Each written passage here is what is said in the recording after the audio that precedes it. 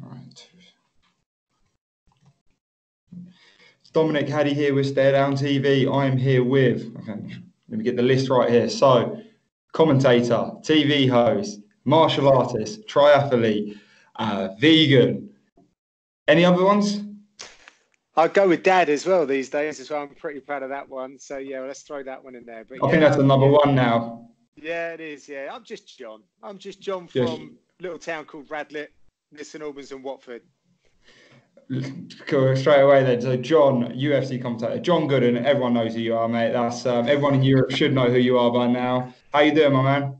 Yeah, doing good. Just arrived in Copenhagen a couple of hours ago, getting ready for another big fight week. Very excited about this one as well. It's a huge one. Do you know what? And somewhere like Copenhagen, you think, yeah, obviously there'll be local guys on there, but there's some real heavy hitters on this card. Yeah, I think that the UFC do a good job of making these cards pretty international, calling in some big name stars, if you like, and supporting that with local fighters. And we've got a couple of guys from Denmark, but even like Lena Landsberg, who I just saw a few moments ago, she's from Sweden, Malmo, which is actually just across the water. Took her like 25 minutes to get here. So this is a home game for her as well, despite being from Sweden. Yeah, and like you say, the Scandinavian fighters, not just the local fighters. The whole Scandinavia. There are some really up and coming fighters right now. I say up and comers. You always seem to think when it comes to European MMA, oh, it's up and coming. But there's so many established fighters on this card. Like Nicholas Dalby making his return back from Cage Warriors in his return fight. Yeah. A lot of hype behind that. Before we sort of deep dive into the Copenhagen card, I've got to get your thoughts on the Mexico card last weekend. Right. One of my favourite comments on the whole of Instagram this week was after Michael Bisping posted the video of the crowd going wild and Brendan Fitzgerald hiding under the table, and your comment about he's the real hero, he's the real savage hiding under all the electrical wiring. What did you make of that? Have you ever seen anything like that? Because you've been in the Cage Warriors. I remember you talking about when Conor, I think he won his first title there, and the crowd just erupted. But that kind of atmosphere, have you ever experienced anything like that? Yes, mate. Yeah, I mean, this is the thing. I've now been following this sport for over a decade. I've been doing this kind of stuff for 10 years, and I was supporting it before. And there was a show. I don't know. Should I say? Yeah, I'm going to say. There was a show called FX3. Pretty sure it was FX3. I know the guy that runs it. I would class him as a friend in the sport. It's very unfortunate what happened, but there was a Polish rapper called Popek who came over and was fighting in Reading at a leisure centre. And the fight wasn't going his way. There was a huge Polish contingent in the crowd that weren't happy, and they leveled the place. They were pulling the seats up. They were throwing stuff around. They turned cars over in the car park. They took fire extinguishers and were just letting them off. I was there with a bunch of guys from my fight team that I was a member of at the time. And we had made our way to the fire exit because our guy, Denison Sutherland Max, was fighting, got the win that night. And we could feel it was going south. And Jamie, the guy I was with, forgot his coat on the seat when it was all going mad, and he literally had to commando crawl across with all this stuff just flying around, grabbed his jacket. It was like, leave the jacket, bro, it's not worth it. But he went back for it. He managed to retrieve his jacket, and we got out of there just in time. But then they banned any MMA happening in that spot for a long time as it goes. So not cool. I laugh about it now. At the time, it made all the wrong headlines, a bit like what has happened in Mexico City. But yes, I've seen it. Sadly, I've seen it at grassroots level, seen it in boxing as well. It's not uncommon. Look, at tensions run high. I'm not making excuses, but I have to say, I thought that the UFC security team, the athlete relations team, which is another part of the guys that help out everyone associated with the UFC team, I thought they did a grand job of protecting the fighters and, trying to stamp it all out. And that's it, man. I completely agree. I thought, when you just saw the footage of Jeremy getting huddled, there was about 10 guys over him, making sure he was okay going across. When you see something like that, in a way, you kind of respect the whole, that's how passionate they were about that main event. And, it is anticlimactic, but it is just one of those things. How did you feel? I don't know if you've heard about the whole sort of backlash on other fighters in the arena, sort of jibing and sort of having goes at Jeremy Stevens as well. Apparently, this is just rumours on Instagram, but apparently the likes of Brian Ortega and Kane, they were starting the chants and stuff at Jeremy Stevens. Look, they're all athletes, and they're all, at the end of the day, they were fans that night. What do you make of that? If that is true, that's all skeptic. You cut out a bit there, but I'm guessing you were talking about people just giving Jeremy Stevens some grief about not being able to make the time. I think that's what you were saying. No, so it was actually about the fighters. Apparently, so according to Instagram commenters, like Kane was in the building, Brian Ortega, they were like starting the jeering, and the crowd saw that they were doing it, and they all started joining in. I don't know how accurate that is. That could be rumours, and I hope it is, but.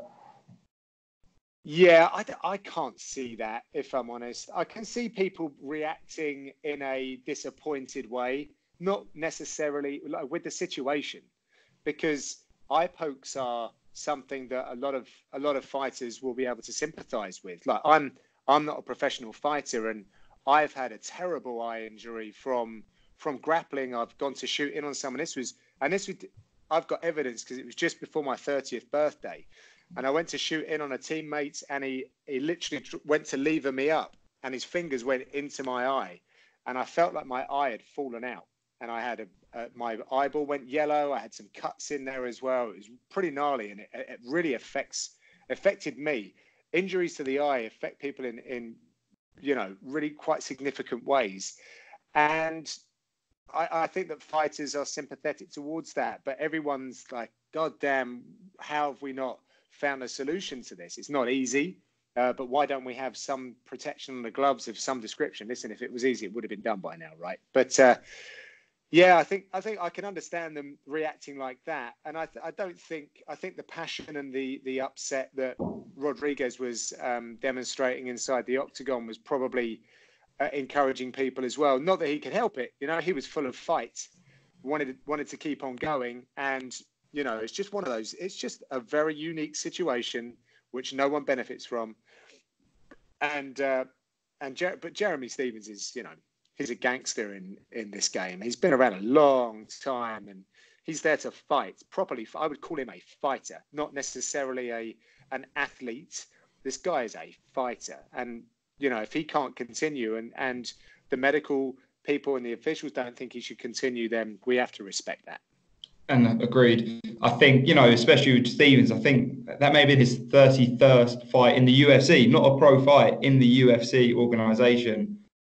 And I think it's just that you over these last couple of weeks with the likes of Bader and Congo, Todd Duffy, there's been some real issues around IPO. I just find it quite strange that it's all coming out in this go, but I suppose that is just the game. It's just, look, how many eye pokes are there every fight card? It's just when it's a sort of a big card like this and a big main event like that where, people are expecting fireworks. It's just when the emotions really come out. Hey, John, you still there?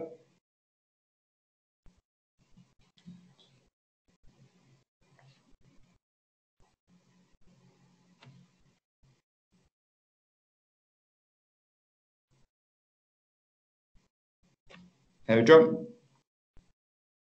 Okay, cool. Sorry. Yeah, no worries, mate. No, I was about to call you back. No, I'm still here. Something's going like a bit weird with the phone. All of a sudden, it's you've turned into a robot. Let me see if there's anything else I can do here to try. No, that's fine, mate. See if there's anything on my side. No, that's fine. Can you still hear me? Okay, though. I can hear you, but I can't see you. Let me no problem. Yeah, let's see. There we go.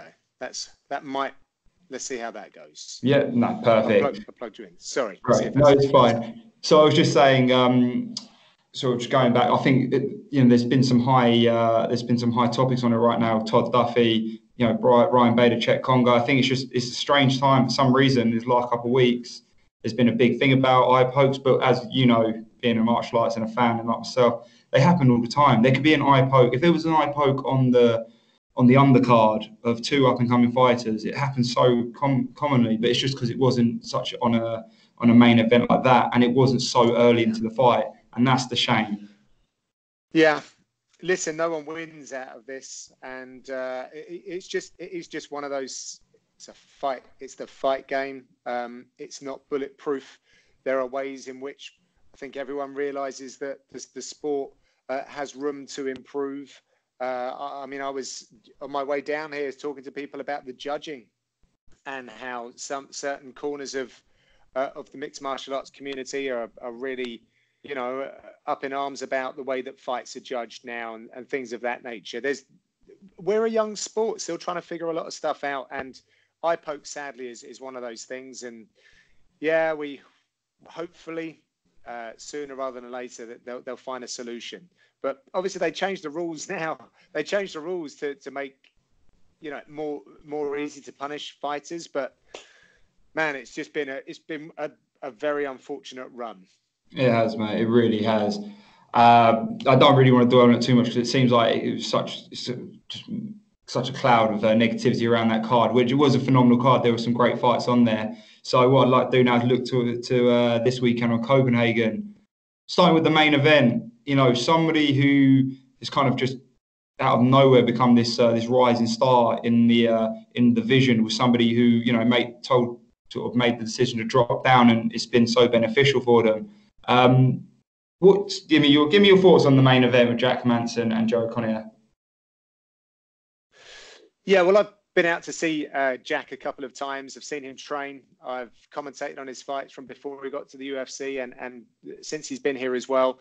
He's a really professional athlete, good guy, kind of in the GSP mold, if you like. And he's serious about his career. He lives this from the minute he wakes up in the morning to the fact, the guy goes to bed early. Everything is measured, and he's got the skills to back it up. He has a background in wrestling, which is kind of unique for a European athlete, particularly from Sweden, I think. He did pretty well, and he's used that as a very good foundation to then become a complete mixed martial artist with a tricky striking style. But it's definitely the ground game that you've got to watch from Jack. His ground and pound in particular is excellent. Some of the best that we've got on the roster. His top game and submissions are frighteningly good, and his cardio is there for days. So this is a big opportunity for him close to home, and he's the sort of guy that seems to rise to the occasion. Took on a late notice fight against Jacare, and was threatening submissions against Jacare. Jacare is one of the most decorated grapplers that we have in the UFC, and he had him in trouble a couple of times. So, he is a threat everywhere. I thought that he was going to be good, and he had good foundations, but the way he's applied himself mentally and physically over the years, he has done a tremendous job to position himself to be close to the title. With Cannonier, he's someone that's showing a lot of growth and being realistic about weight, and he's moved his camp to the lab. So he's someone who's been listening to his body, listening to his coaches, and just developing. He's another frightening guy. He's got knockouts at heavyweight, which means he's definitely going to be able to knock you out at middleweight as well. And we've seen it. So I think that they've both got the right antidote for one another. If you've got a guy who's highly mobile, then sometimes having a guy who can stalk them and land those big shots will stop that movement. And Cannonier has that. But also, if you've got a guy who's got, a lot of power, you need someone who does a good job of reducing that energy bar. And Hermansson has that. He'll have that in terms of his movement. He'll have that in the efficiency of his striking. But if he gets a hold of you and puts you on your back, then he's going to deplete your resources, because he will beat you up.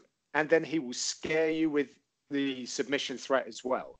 So it's a really interesting styles matchup, and I'm looking forward to calling the action on that. It's a big one because both of these fighters are right up there now in the division.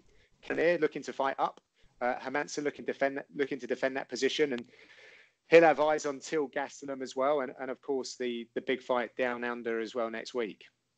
Well, that's it. If you look at sort of the middleweight division as it stands right now, it's kind of going through this stage where a lot of the fighters are going up. You know, there's some people that are kind of slightly dropping off a little bit. You know, people like when there's an unfortunate situation like David Branch being suspended. You know, if you kind of look, it's open field right now. It really is. So you've got, you know, the title fight, you've got Gastelum Till. And apart from that, you know, Weidman's going up, Rockhold's went up.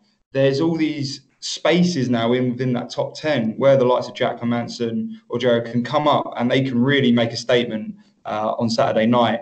And it kind of works out perfectly. Like you say, you know, within these next sort of 2 months, the top middleweights are all against each other. So it kind of just gives off this linear line of who is going to be the person who can finally take it on. And,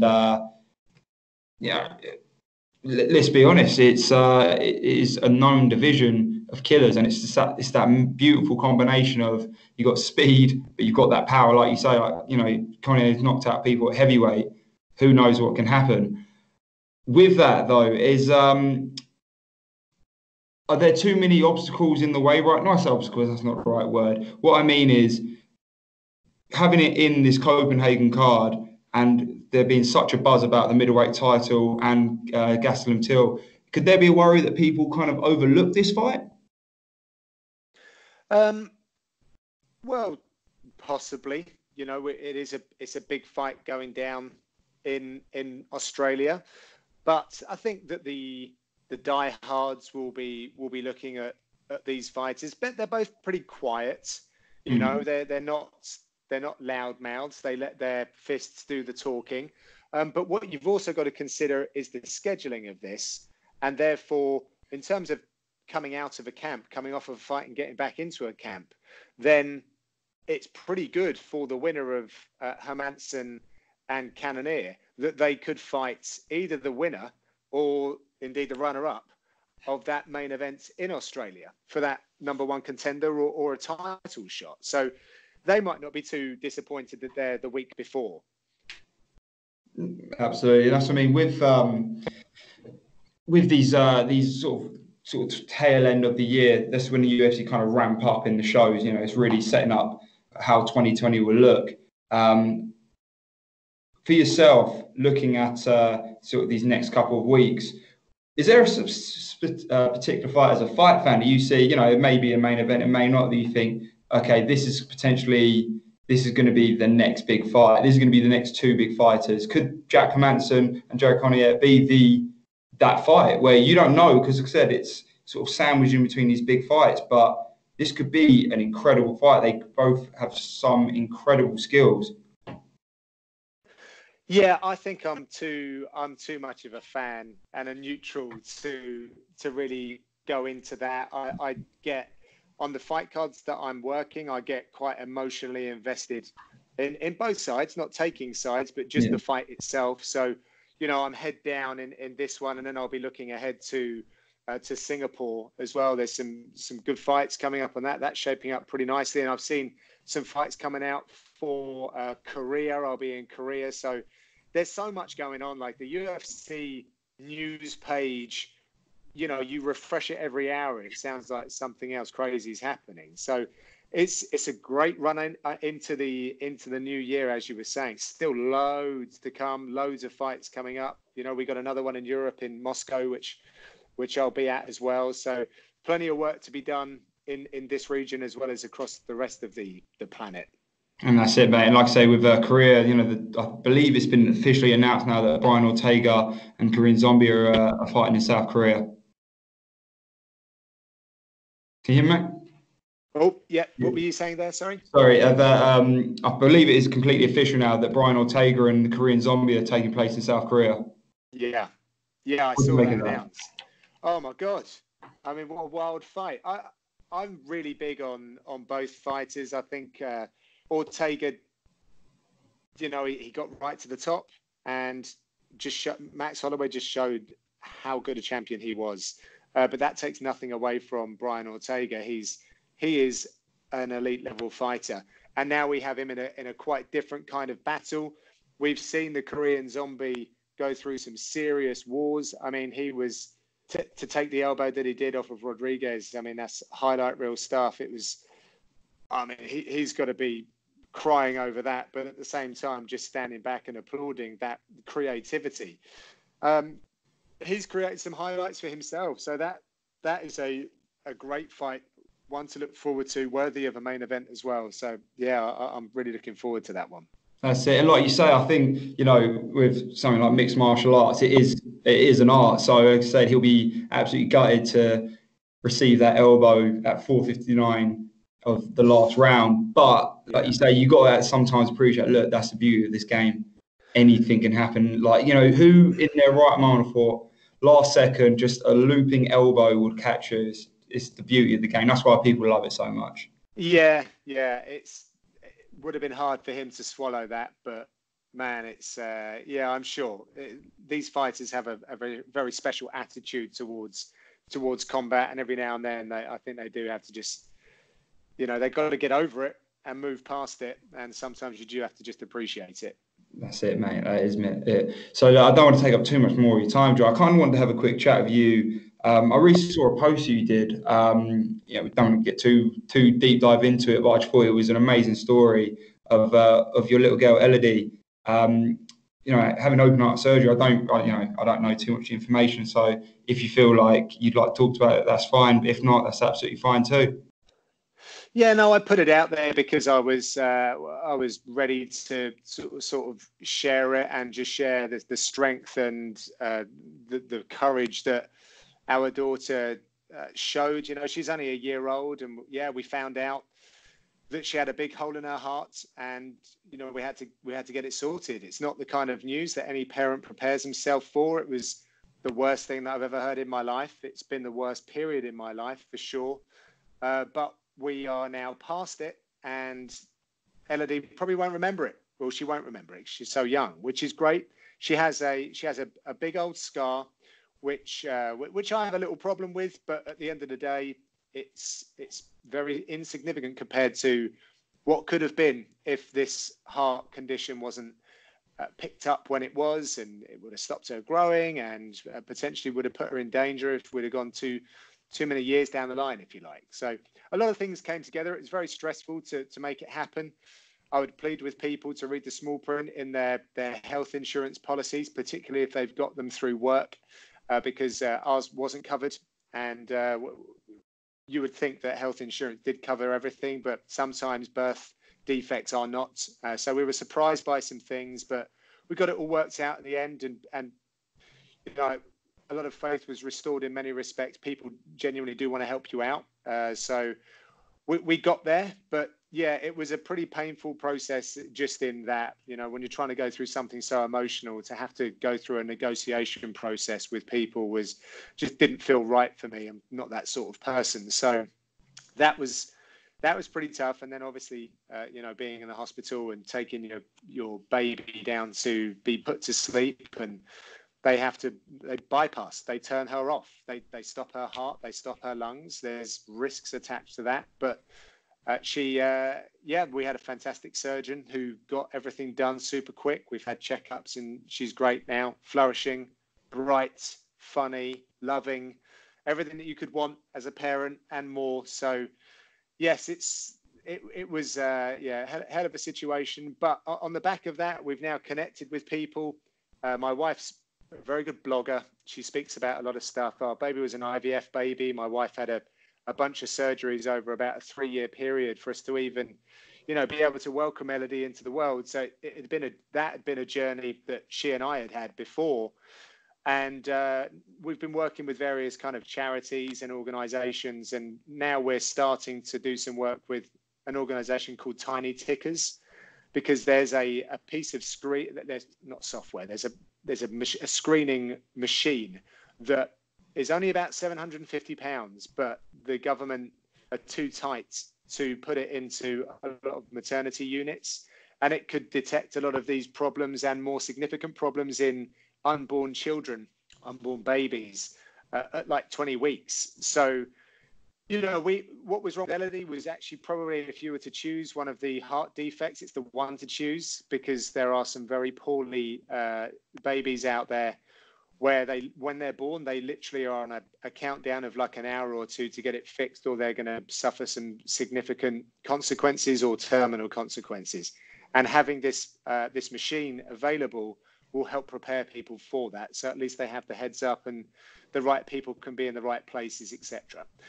So yeah, I'm looking forward to doing some more stuff with them, and doing some fundraising when we can, and speaking to other people. There are, I think Theo Walcott is someone. His one of his babies, or his baby, had suffered something, and he's behind it. There's some pretty big celebrities out there that have gone through some pain, and everyone, of course, when it comes to kids, man, it's just different, and everyone sympathizes. So yeah, definitely want to do something for them. It's early days and we're still talking to them, but yeah, Tiny Tickers. If anyone's listening and they want to throw some money their way, then, as I say, 750 quid will make a massive difference. So rather than, like, not saying not to give to other bigger charities, but there are other big charities where your £10 might not make such a big difference. But yeah, I kind of like the little guys who are seemingly making a difference. Well, mate, that's phenomenal to hear, and that's something I'll definitely be make sure to shout out. But that's a beautiful story, John. That really is. Being a follower of MMA, not just the fighters, but people like yourself, the commentators, stuff. You see it on comments, just normal posts. They'll just be, you could just post a picture of your wedding day, and there'll be comments about MMA and people's opinions and stuff. But it was really nice to see that just everyone came together on that post just to wish you well. And that was something that I found, honestly, it was an inspiration for you to be so open about that, mate. So, it's all love to yourself and to your family, and definitely something that I'll be posting out of Tiny Tickers.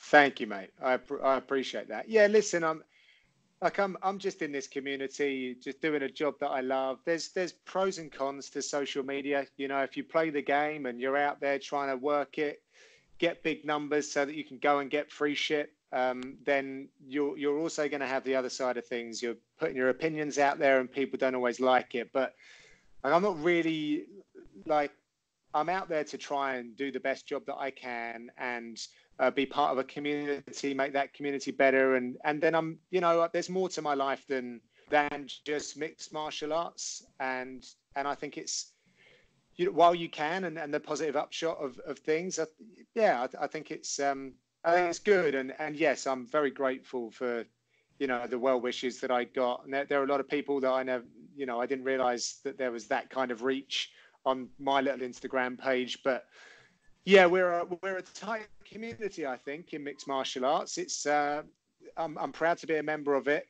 certainly in times like that. And yeah, listen, I'm all in on this sport, and yeah, when people get back to me like that, it means the world. That's good to hear, mate. That was really good to hear. So I'm not going to take up any more of your time. I did have one final question, though. It always interested me. I remember watching you on London Real, and you said, it was a great interview. I love that channel. But I remember you sort of saying at that stage, you were still, when you were still helping out in your dad's business. Are you still involved in that, or are you too big time now? Yeah, I'm way big time. No, I've not been like a member of Dad's company for a couple of years now. So actually, well, this year I didn't get inspected to be an inspector. So you have to go through like a certain examination that you get annually to be part of like the council of inspection and testing. And this was the only year that I have not done it. So I'm not now officially one of the inspectors who can sign off. It's called a qualified supervisor that signs off all the work of the other guys. Years before that, previous, yes, and every now and then I'd help my dad out. I'm always on the end of the phone for my dad. He's a workaholic. His business is a big part of his life, and I still understand it and the people that are involved. So I'm definitely there for him. I give him that support. But the bag has been packed away. I did do my own house extension last year as the baby was being born, and you know, in the first 6 months of her being around, did a big extension at home, and I was very hands-on with the first and certain aspects of the second fix on that. So I haven't thrown all of my stuff away, but in terms of going out and practicing, haven't done that for a minute now, and it's good. You know, it shows progress. I needed to almost cut the safety net. I think when you do that, you will go further because you don't feel like there's something you can always fall back on. Not that I ever wanted to fall back on it. And just distancing myself from that has allowed me to then free up some mental capacity for the new things that I want to do and achieve, rather than, you know, keeping a toe in, you know, what the latest lighting products are and the newest version of the regs and what impact that might have on the kind of work that I used to do, without boring the absolute bleep out of your viewers. So That's it, mate. yeah, so now I'm no more Johnny the Sparks. I am very much just a talking head these days. That's good to hear, mate. I just wanted to make a point of it because you see so many people, they think, oh, how has he gotten that far? Or how's this person done that in MMA? So I remember you talking about how you used to give up your annual leave, you'd lose money going to these grassroots shows and stuff. So I just wanted to sort of make a note of that, mate, because that was something that I always appreciate that you put in the work. Yeah, and thank you for that. And I'm going to do a video soon because a lot of people reach out to me and I say, you know, how did you get where you are? I'd love to do what you do. And that's great, by the way. And I support people, and I'll always try and help people get to where they want to go. But I think there's a lot of unrealistic people selling pipe dreams out there now. Not just people who want to become involved in MMA, by the way, just people who perhaps want to get into broadcasting roles. And I was working 3 jobs concurrently before I did this. And I was still calling fights for the UFC and working on a building site on Monday morning. And I did that for over 2 years. I did them at the same time. So and I'm not looking for people to go, oh, look at, you know, well done you. It's not that. You have to be very smart about the decisions that you make, and you can invest in things, but you got to pay the bills. I mean, a lot of people say, you know, go all in on your dreams, get it done, leave everything behind. I don't know if that's always the smartest thing to do. Losing your home, you know, then probably on the back of it, my marriage would have failed, and then I might not have had my daughter, and a bunch of other stuff. You know, sometimes you just got to work really bloody hard. You've got to be lucky, and I've been lucky. Be good to people so that they're willing to speak kindly of your name, and just do it for the right reasons. A lot of people might get into it because they want to, you know, that they want to be a UFC commentator. Genuinely, I didn't. That was not a motivating factor. My motivation was to better represent the sport, and more specifically, my coaches and my teammates, because I just thought, how can the people that are doing such great work, working so hard, just be so poorly thought of by their sporting peers in the media? And I'm not saying that I thought that I was the guy to necessarily change it, but if we all thought we couldn't make a difference, then nothing would happen.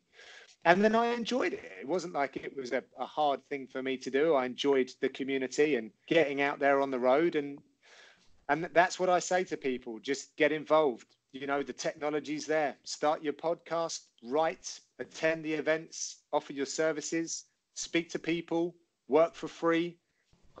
It was costing me money. It definitely was. But you know, I can say that now. It paid dividends. That was the investment. That was like the course. You can't necessarily do a course in commentary, but you can get out there and maybe take 50 quid or have your expenses paid for and just develop your craft. That's it. And it's, yeah. So sorry, I've just hijacked this podcast. Mate, take it. This is all you. Take it. It's just that a lot of people reach out to me. I feel bad that I don't get back to every single one, but I want to do an independent video where I talk about that, because I don't want people to be under the illusion that there's like an ABC. Sometimes the road goes all the way around and then goes where you want to go. So that certainly did for me. Took me I wanted to be a TV presenter when I was about 22. That's what I wanted. That was a time when I really, and then it went away. Tried, went to the BBC, it failed. Did a bunch of stuff, and I was late 30s before this started happening for me. So there you go. You've got to do what you got to do. Work hard, keep your head down, keep the faith, and yeah, love the craft. That's it, mate. I love the process. Could not agree with you more. And you've got to keep that money incoming as well. Because I do remember Ariel Hawani telling you are punching with your missus. I'll never forget him saying that. Yeah, when I went down, yeah, he did say that, didn't he? I was like, is this Ariel Hawani? He's learning the British terms. I love that. Yeah, he does. He likes that. He does like a little colloquial thing. Every now and then he'll drop me a message and be like, hey mate, hello mates. And you're like, I know you don't say that back home. And I appreciate you trying to get on terms with how we do our thing. But I'm doing it with our American friends now. Because they take the piss out of me. Even that phrase, by the way, I'm gonna expose someone here. I won't say his name, but if he ever hears this, so there's someone that I work with who tried to then use the phrase, "Are you taking the piss?" He said, "Are you pissing on me?" Very different, very different. So yeah, could be Michael Bisping. He's basically American now. It could be a Bisping. It could have been Bisping. I listen. I'm not saying anything. I'm not confirming or denying. But yeah, it's good to share in the lingo. That's good to hear, mate. And you're not a Watford FC fan, are you?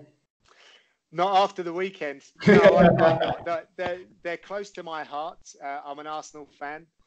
Watford, I do have a special place in my heart for the Hornets. But yeah, it was not good to see him go down like that. Oof. Mate, it's got to be against someone. That'd be an up and comer going up against Francis Ngannou every now and then. It does happen, but look, mate, I'm not going to dwell on that. But John, mate, thank you so much for the time today. I really do appreciate it. Pleasure. And, thanks for having me. Absolutely buzzing for Saturday. Me too. Yeah, thanks for having me on. Cheers, mate. Cheers, mate. Bye-bye. Cheers. Bye.